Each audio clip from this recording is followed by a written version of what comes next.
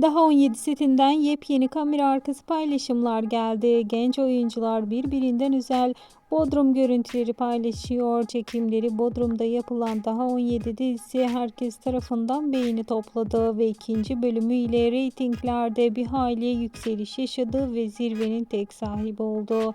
Ve tabii ki yeni başlayan dizinin önceki bölümlerde de reytingleri yüksekti.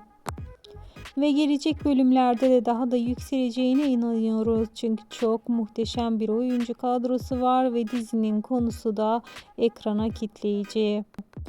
Eğer sizler de diziyle ilgili yepyeni haber ve bilgiler, yepyeni görüntüler görmek istiyorsanız kanalımı takipte kalmayı, bildirim zilini açık tutmayı unutmayın. Bir sonraki videolarımızda görüşmek üzere. Hoşça kalın.